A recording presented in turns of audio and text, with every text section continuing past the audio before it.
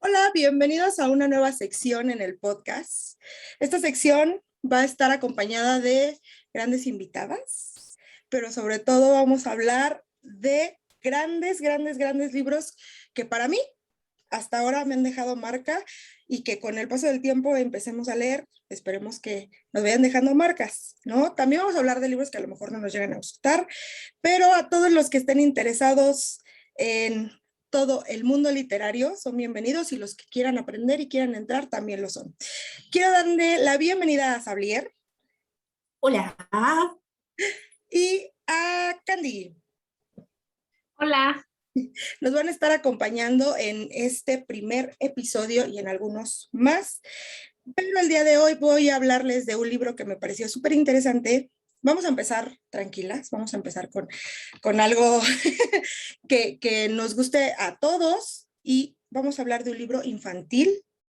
El libro es El libro de los raros, ese es el nombre. El autor es Jordi Sierra Fabra, es un escritor español. El libro se publicó en 2014. La primera editorial que lo sacó es SM, que es una editorial que se dedica a fabricar libros infantiles y estudiantiles.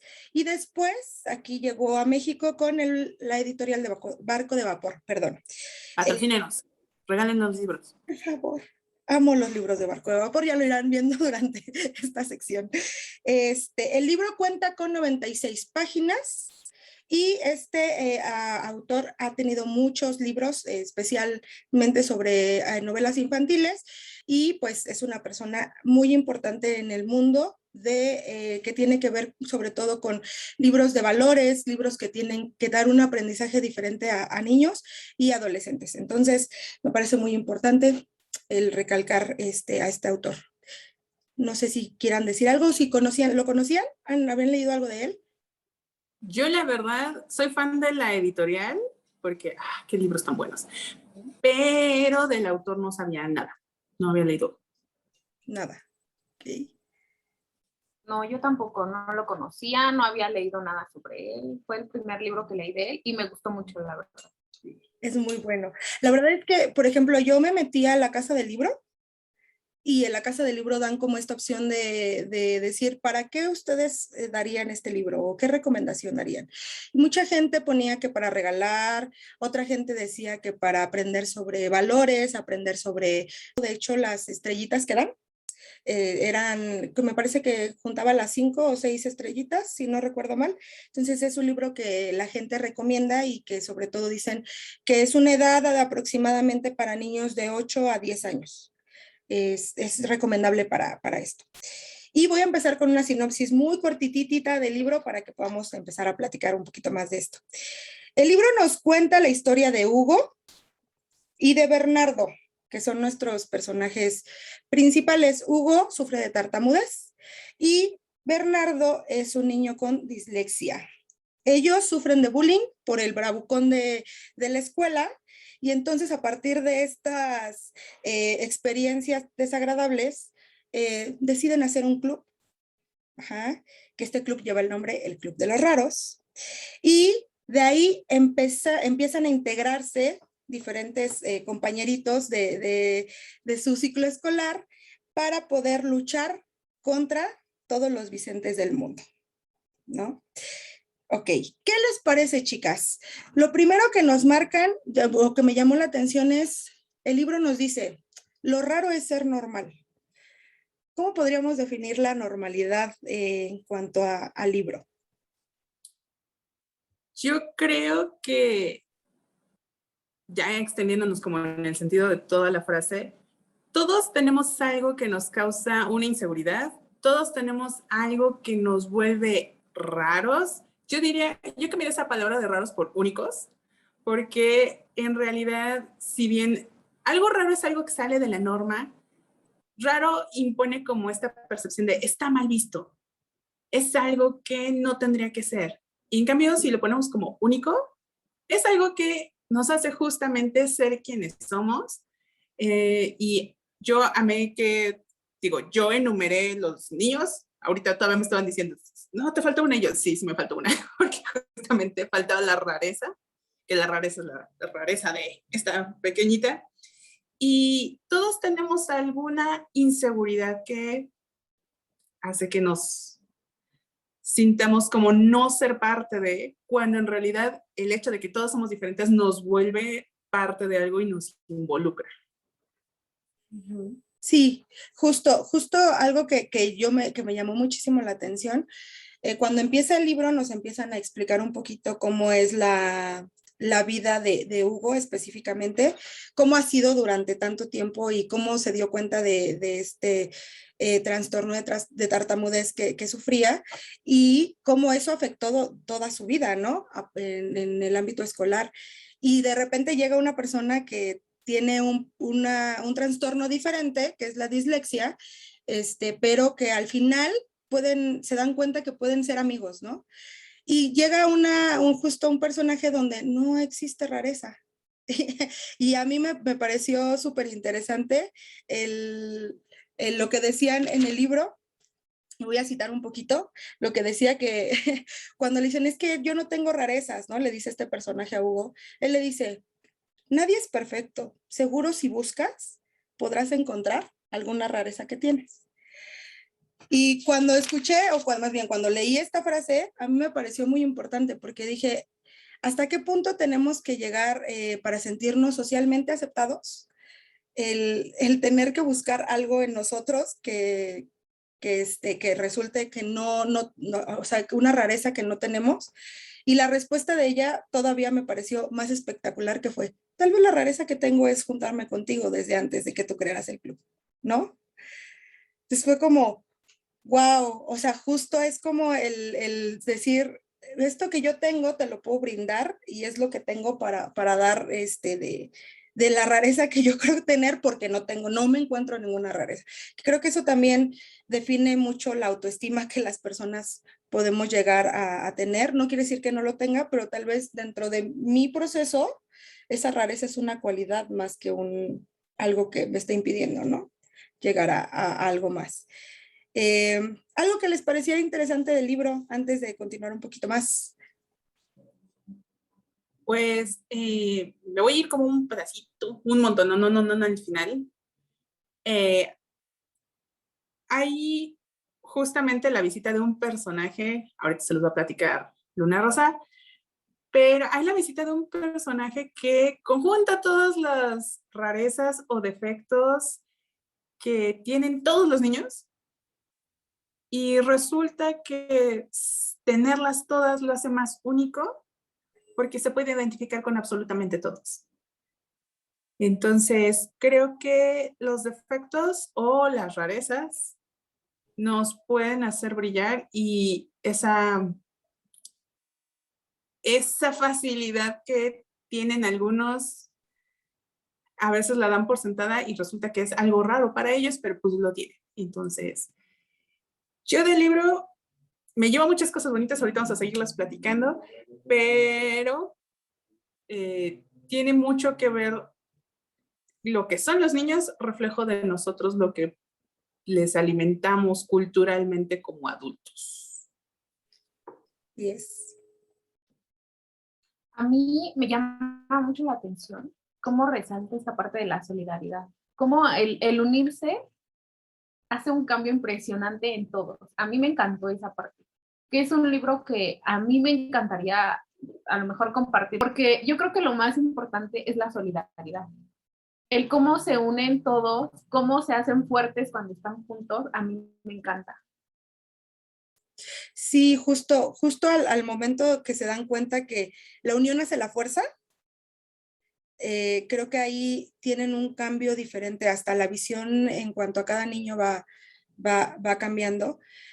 Voy a darles como un panorama muy amplio, porque obviamente no queremos hacerles spoiler de todo el libro, pero voy a darles un poquito de idea de hay rarezas desde, obviamente ya hablamos de Hugo, que es tartamudez, de Bernardo, que es disléxico, pero hay personas a las que les hacían bullying por tener pecas, por ser flacas, por ser gordas, por tener ciertas características a lo mejor de salud, como ser diabético, no sé, muchas rarezas que dentro de la rareza, ahora la rareza es belleza, ¿no?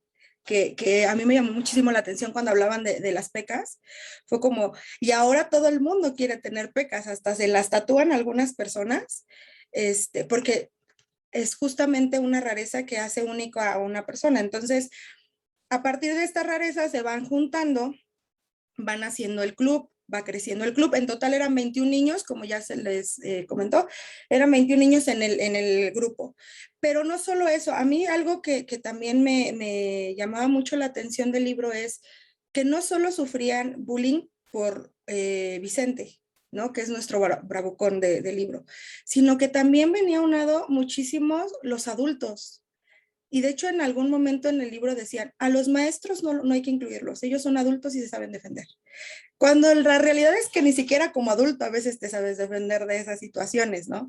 Pero me pareció interesante, había un profesor, Leandro, que era el que sobre todo hacía como sufrir a Hugo y a Bernardo, y les hacía ver todo lo que estaban haciendo mal en cuanto a, pues, cosas que no podían controlar. Y yo veo eso muy reflejado en la sociedad. Cómo nosotros como sociedad podemos marcar desde un inicio lo que creemos que no está bien o lo que no sabemos tratar, ¿no? Porque yo creo que el maestro no sabía cómo tratar con estos trastornos que estaban viviendo estos niños, y él daba el reflejo de algo que era incapaz de hacer porque no tenía un conocimiento de cómo resolverlo. Pero ahí me entró una duda que fue, ¿y de verdad en este momento nosotros nos estamos preparando para poder ayudar a cualquier niño? Ya no hablemos de niños que sufren de trastornos, sino algún niño que esté pasando por una situación de bullying, tanto maestros como sociedad, ¿no? Ahorita lo dejo muy abierto. Sí, Sablier, te escuchamos. Yo creo que incluso nos genera más inseguridad a nosotros no saberlo cómo manejar. Los niños al fin y al cabo van a reaccionar de acuerdo a lo que hayan visto, pero hay como esta discordancia entre nosotros. Hay momentos en los que uno dice, si lo incluyo, si soy incluyente, quiere decir que también voy a meterlo en, no sé, nosotros hemos visto como grupos donde se agarra de bajada a alguien, pero el chiste es justo saber y hacer saber a la persona cuándo se está jugando y que sea consensuado, que sea justamente es algo que nos da risa, pero nos da risa a todos. Y si no nos da risa a todos, entonces mejor que nadie se ría. Porque sí hay momentos en los que uno dice, voy a incluirlo, lo meto dentro del chiste, pero cuando a alguien no le resulta gracioso, entonces ya no es un chiste, ya es una burla. Y es la parte complicada de saberlo manejar uno como adulto, porque dices, si lo excluyo de esta convivencia, sigue sin exclusión. Si le incluyo dentro, pero a él no le gusta, ¿cómo le ayudo? Entonces, creo que los adultos nos complicamos en ocasiones mucho para algo tan sencillo como lo que hizo justamente el Club de los Raros, de vamos a aceptarnos. Todos tenemos algo, todos en algún momento hay algo que no nos gusta, incluso si no se considera defecto, porque por ahí están los guapos y las chicas súper femeninas, pero ellos lo consideran cosas que no se ven, que no son tan perceptibles. Hay uno que tiene incluso un problema de la piel y dice que ustedes no lo ven, no quiere decir que yo no lo tenga.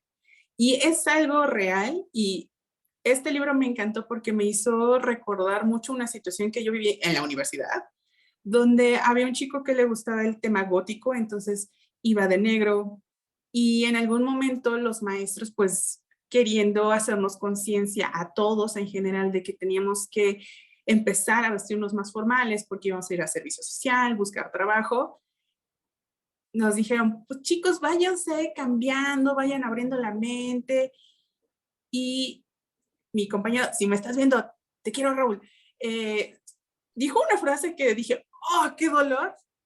Porque nos dijo, ustedes quieren que nos veamos todos iguales, pero yo que soy diferente los veo a todos iguales y no resaltan en ningún sentido si van a hacer lo mismo todos. Y fue como de, ok, totalmente de acuerdo, porque si bien cumple uno con los estándares que te piden, no está siendo fiel a ti mismo, y él con todo y que tuviera su estética característica, dijo, pero igual me adapto. Y se siguió vistiendo de negro, pero llevó un traje, se fue como justo, dijo, no, vivo en sociedad, comprendo, pero quiero que acepten también mi estética. Y es parte de defender tu identidad, de defender quién eres, tu diferencia que te hace único y que a la vez te hace resaltar. Y creo que eso es lo que tenemos que empezar a aprender, que todos somos inseguros, ya sea con el físico, con lo intelectual, con alguna característica, pero ahí simplemente hay que aceptarnos, ya no hay ni siquiera que discutirlo. Así es, algo que resalto de lo que acabas de decir es justamente yo en algún momento lo platicaba con un grupo de niños con los que pude trabajar y les decía, la broma termina cuando la otra persona ya no lo está viendo como broma, sino como una agresión, ¿no? Porque creo que algo que aquí en el libro deja una esencia muy clara es, no tengo que hacer bullying para salvarme del bullying, ¿no? Tengo que más bien ser como pensar una estrategia diferente, tengo que ver de qué manera lo puedo hacer de una manera medianamente pacífica para poder solucionar el problema. Y creo que eso es súper importante para alejarnos de un agresor, no tengo que convertirme en agresor. Más bien tengo que pensar de qué manera el agresor deja de ser agresor, ¿no? Y cómo puedo cambiar esta perspectiva. Entonces, mucho ojo con esto. Estas situaciones de bullying se han presentado durante toda la vida. Yo me acuerdo que en algún momento, cuando empezó a salir todo esto como tal la palabra bullying, hubo mucha controversia porque las generaciones empezaron a decir, yo siempre sufrí de bullying, yo siempre tuve apodos, yo siempre esto, yo siempre... Sí, pero creo que al momento de ya tener una consecuencia para una persona emocional, es cuando ya estamos hablando de una agresión, ya es cuando estamos hablando de tal como la palabra bullying, que era lo que decíamos, hay una línea bien delgadita, y si no sabes dónde está esa línea, no lo juegues, mejor, ¿no? Siempre lo que hemos dicho, ser precavidos. Entonces, creo que este libro justamente nos da esta pauta. Creo que cada una de nosotros hemos vivido con alguna de estas situaciones de rareza. Yo he tenido la suerte de siempre estar rodeada de gente que me da el apoyo y que me hace sentir bien con alguna situación que tenga. Yo, por ejemplo, entraría en la rareza de que yo tengo que usar lentes, ¿no? Entonces, obviamente muchas veces se trató de decir, a lo mejor burlarse de mí, que cuatro ojos, que es mi carácter no permitió nunca que lograran hacer como llegar a esos límites, porque soy una persona que cuando me siento agredida, pues lo trato de evitar, pero si no, pues sí soy de las que contesto. Entonces, pero mi rareza sería eso, y obviamente pues el que soy, diría, de curvas jugosas.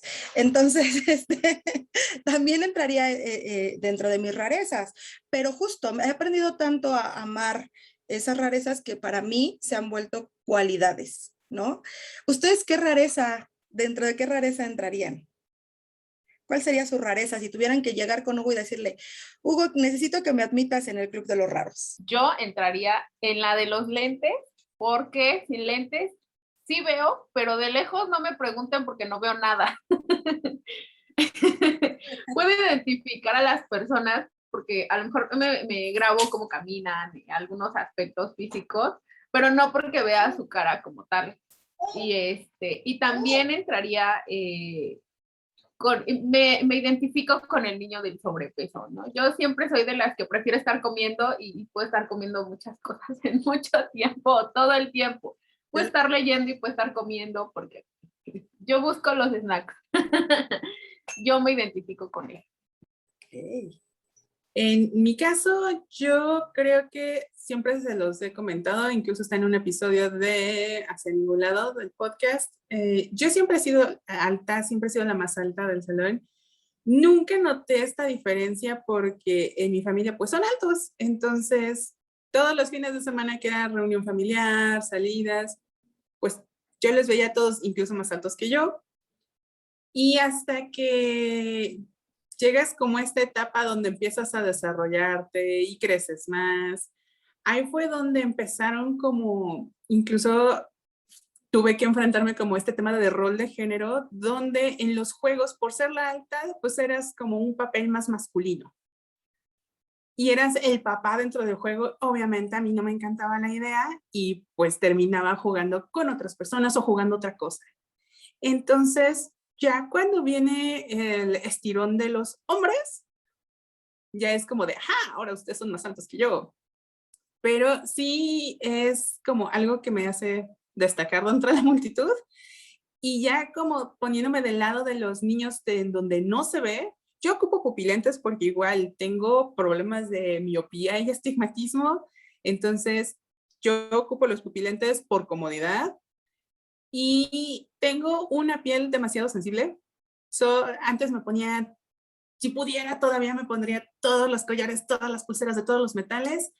En la adolescencia hay cambios hormonales, químicos, de todo, y dermatológicamente incluso el sol me causa alergia de repente.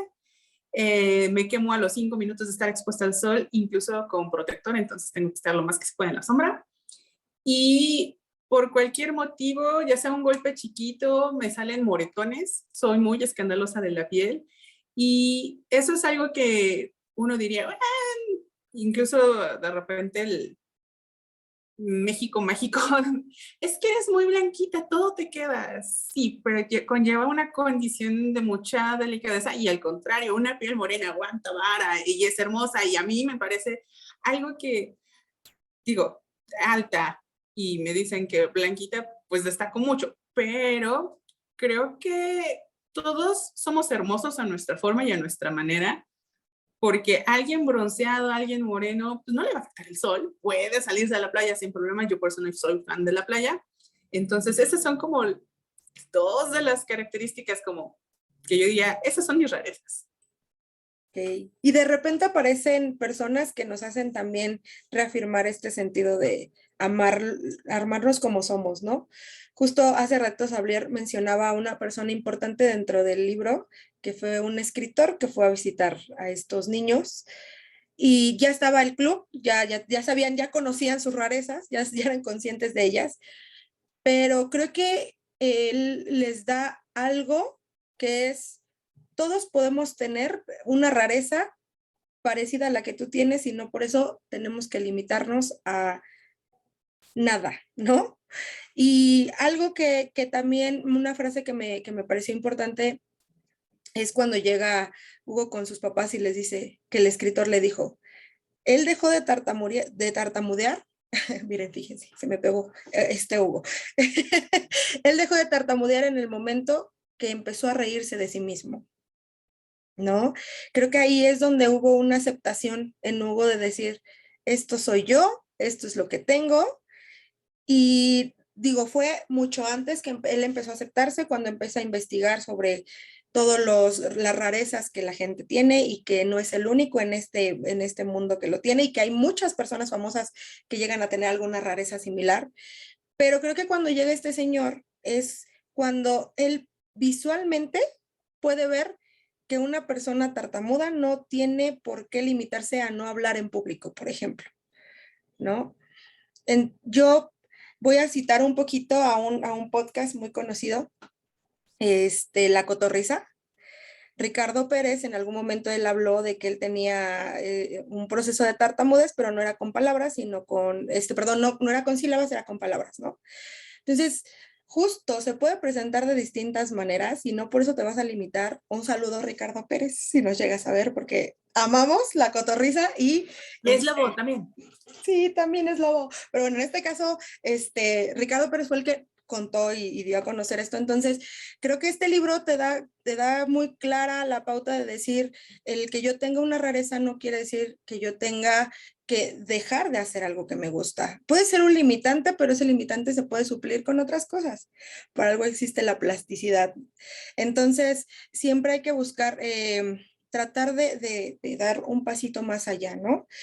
Y quería hacerles otra pregunta. Cuando se empiezan a incluir todos los niños al club que dicen, no, pues es que yo quiero, y entonces empiezan a ver al espejo, ¿no? Y yo me los imaginé así. Me empiezo a ver al espejo y yo empiezo a decir, a ver, ¿cuál será mi rareza? Ya hablamos que nosotros, de las rarezas que nosotros podríamos compartir con Hugo para que nos dejara entrar al club. Pero ¿qué pasa cuando empiezan a decir, es que, ¿cómo vas a admitir a todos? ¿No? O sea, esto es como algo muy, ay, aquí de nosotros. Porque entonces ya todos quieren entrar y ya no se vuelve el club de los raros. Y entonces ahí estaríamos haciendo lo mismo que estaba haciendo Vicente. ¿O ustedes creen que se quedaría sobre lo mismo? O sea, que sí tienen razón en tener como estos clubs, ¿cómo se les llama? Exclusivos, donde no toda la gente puede entrar. A mí, cuando yo leí esa parte, dije, ¡ah! Se estarían convirtiendo en unos Vicentes, porque en realidad Vicente no acepta las rarezas de los demás. ¿Ustedes qué opinan? Yo creo que más que no aceptar las rarezas de los demás, te está enseñando a que todos tenemos algo que nos hace diferentes. Entonces, más que ser un club exclusivo, se basaría más en empezar a aceptar lo que nos diferencia de los demás y lo que nos empieza a hacer únicos de los demás. Porque a lo mejor tenemos alguna rareza que pueda ser igual que otro, pero siempre vamos a tener algo que nos va a hacer único. Y yo creo que eso es lo que va a resaltar, no tanto el ser un club exclusivo, sino el empezar a aceptarnos entre todos, empezar a aceptar a los demás. Yo creo que necesitamos trabajar muchísimo el tema de la tolerancia en todos los sentidos, a todas las edades, porque justamente Hugo se da cuenta de que si él termina haciendo a un lado a alguien del salón, está incurriendo en lo mismo que hace Vicente. Y a mí me pasó algo que dije, necesito reflexionar, repensar y trabajarlo. Yo la lectura de los diálogos de Hugo, que si bien los ponen tal cual como si lo estuviera diciendo él, yo me desesperé y me salté a la siguiente parte donde ya tenía fluidez el diálogo. Dije, creo que la que necesita trabajar también un tema de tolerancia soy yo, porque teniendo a la persona enfrente es muy fácil decir, sí, soy tolerante porque me quedo y escucho, pero el no tenerla, estar leyendo y no tomarte el tiempo para hacerlo, el mismo proceso que tenerla enfrente, dije, creo que nos falta, bueno, no, a mí me falta este tema de tolerancia, pero sí creo que sería, si hacemos a un lado a alguien, estamos siendo excluyentes y necesitamos entender que somos personas al final del día, todos. A mí fíjate que me pasó algo similar. Yo no me salté las líneas, sino que yo lo leía parejito. O sea, omitía las veces que se repetía la palabra o la sílaba, y entonces creo que tiene que ver también con que es muy extraño desde mi punto el tratar con una persona que ha sufrido tartamudez. Nunca he tenido a nadie cercano. Entonces eso hace que dentro de mi proceso no tenga una clara idea de cómo es o cómo se lleva, ¿no? Entonces eso hace también creo que limite un poco esta cuestión. Y algo que es bien importante también es el saberla. Este libro creo que también habla muchísimo de inclusión, pero creo que hay que también definir súper bien lo que nosotros consideramos inclusión, porque el incluir a una persona no quiere decir ay, vente a jugar y ya, ¿no? Sino tú como persona te vas a acoplar a esa persona y esa persona se va a acoplar a ti con las capacidades que tenga, las no capacidades que tengamos, ¿no? Algunas personas, y a partir de eso se da una inclusión, que creo que es justamente lo que logra hacer este club.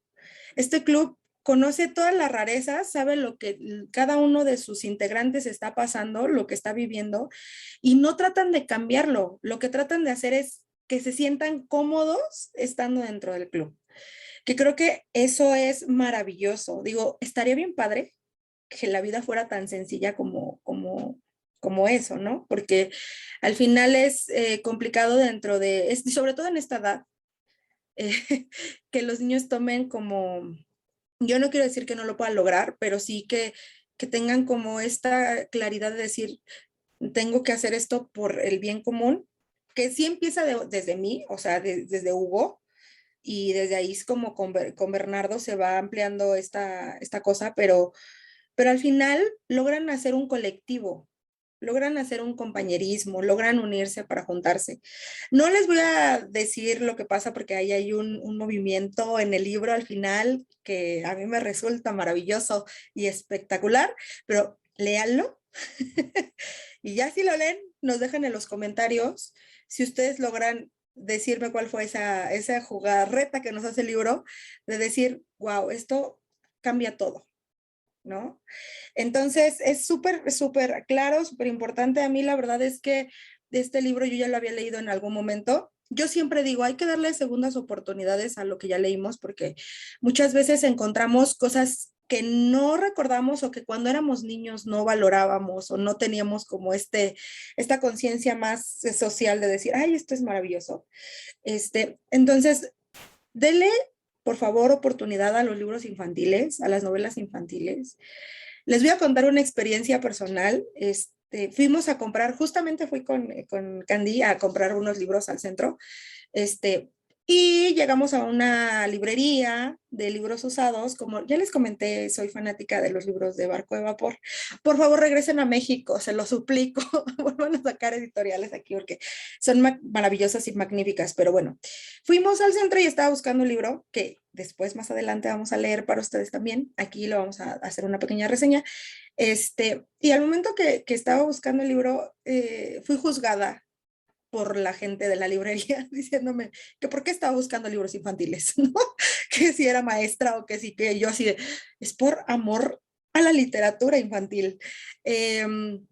Entonces, por favor, no juzguen, no saben lo maravilloso que pueden encontrar en una novela infantil. Abramos la mente, chicos, para poder leer de todo y saber qué es lo que nos gusta y lo que no nos gusta, porque esa es la única manera de aprender, ¿no? Hay libros que nos salvan la vida, hay libros que nos dan enseñanzas para toda una vida y hay libros que nos enseñan qué no queremos en la vida. Entonces, abramos un poquito la mente. Este libro se los recomiendo ampliamente. No sé ustedes si quieran decir algo más antes de cerrar esta sección. Yo quiero justamente invitarlos a que, acuérdense que todas las editoriales, incluso juegos o series, están pensadas en un público, pero no por eso quiere decir que no las vean. Por ahí yo disfruto mucho de películas animadas y por ahí me han dicho, es que son para niños. Hay animaciones que no son cero para niños. Si quieren, luego platicamos de eso. Pero así como hoy en día entendimos que los juguetes no tienen género, aprendamos que los libros, y creo que por eso es la frustración de muchos adolescentes y dicen, ya no quiero leer, los ponen a leer el Mío Cid y el Don Quijote cuando ni siquiera podían entender bien una oración. Entonces, denles chance de leer lo que quieran, así sea algo súper avanzado, obviamente con temas acordes a la edad, tampoco voy a quitar como el filtro de por algo no se los ponen a esa edad. No es como que le den a alguien, vamos a leer el Necronomicon, no, y tiene 12 años. Vamos a darles algo que les guste, algo que los motive. Si hay alguien que tiene 15 y tiene nivel de lectura de 5, no está mal. Simplemente cada quien desarrolla su nivel de lectura a una edad diferente, de una manera diferente. Si hay alguien que tiene 50 y le gusta leer cuentos para niños, está maravilloso, porque resulta que los cuentos para niños tampoco son para niños. Tenían un trasfondo más oscuro y eran otras épocas y se creía que necesitaban un mensaje diferente. Entonces, dejemos simplemente de juzgar, aceptemos a las personas. Yo leo de todo, leo muchas novelas juveniles y ya no estoy precisamente tan joven como para el estrato al que va dirigido. Y nada más para cerrar, yo me quedo mucho con una frase que me encantó, que menciona el autor cuando va de visita a la escuela de Hugo y dice, el que pega de niño, pega de grande. Es inevitable, no separa la violencia de la razón y está condenado al vacío, a la incultura, a no ser más que una víctima social por no haber entendido de qué se trata esta historia llamada vida. A mí me pegó muy fuerte porque dije, hoy creo que nos hace falta crecer todavía mucho como sociedad, como cultura, y lejos de ser los agresores y agredir al agresor, vamos a ir desarmando lo que hace agresiva a esa persona para demostrarle que hay otros caminos, hay más herramientas y que no está solo, porque al fin y al cabo eso es la agresión, el sentirme solo y no saber qué hacer con esa soledad. A mí, algo que me gustó mucho del libro y algo que han mencionado también, es justo que yo recuerdo que cuando a nosotros nos tocó esta etapa de ir a la escuela, no había libros que hablaran de estos temas. Y si nosotros nos ponemos a pensar, todos pasamos por esa etapa donde o nos sentimos buleados o por lo menos a alguien del salón le pasaba, ¿no? Y no sabíamos qué hacer. Yo creo que como adultos sucede lo mismo, ¿no? ¿Por qué? Porque nunca trabajaron con nosotros estos temas, nunca los conocimos en esa etapa escolar. Y yo creo que es importante también como adulto darle una leída a estos libros porque nos enseñan valores que en nuestra época no se mencionaban, que en nuestra época era algo que no se hablaba. Entonces yo creo que es importante de repente como adulto darte un clavadito en estos libros y pues darle oportunidad a esos temas nuevos. Hay muchísimos libros con temas muy interesantes, con temas muy bonitos, con enseñanzas muy buenas que nosotros no leímos porque no existían en esos momentos. Y yo creo que es importante si queremos que nuestros niños crezcan, pues con muchos valores, ¿no? Sí, justo recuerden que como nosotros transmitimos la información, estos libros, si nosotros lo transmitiéramos con esta enseñanza que nos deja a nosotros, creo que los niños lo vivirían diferente. Ya contando un poquito más de experiencias, creo que muchas veces lo que pasa es que nos deja leer un libro y no te sientes acompañado en este proceso cuando vas iniciando, ¿no?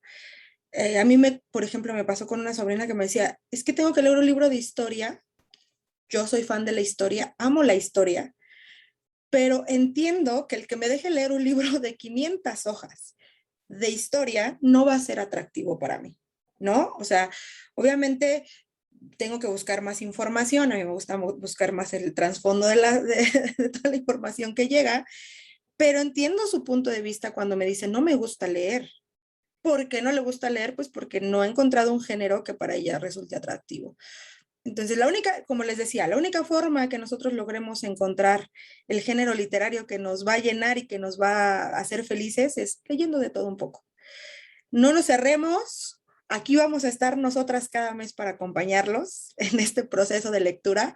Y con esto voy a ir cerrando. Este podcast va a estar, esta sección, mejor dicho, cada luna llena de cada mes. Nos vamos a estar viendo cada mes aquí, platicando. Si quieren que hablemos de un libro, si nos quieren recomendar libros, las personas que estamos aquí somos las 3 fanáticas de libros, así es que si ustedes nos quieren dejar algún tema, de algo en específico, no nos gustaría que hablaran de este libro, por favor aquí abajito déjenlo en los comentarios. Síganos en Instagram, por favor, ahí también nos pueden mandar un mensajito si gustan, en Facebook, en Twitch. Todavía estamos un poquito renuentes a esa aplicación porque no sabemos muy bien cómo manejarla, pero ya la vamos a empezar a manejar. Spotify y iVoox, que son las plataformas donde nos pueden encontrar. El próximo mes nos vemos en una emisión más de libros con Luna Rosa y con las hermosas acompañantes que aquí ven. Y que tengan una hermosa luna llena, chicos. Bye. Bye.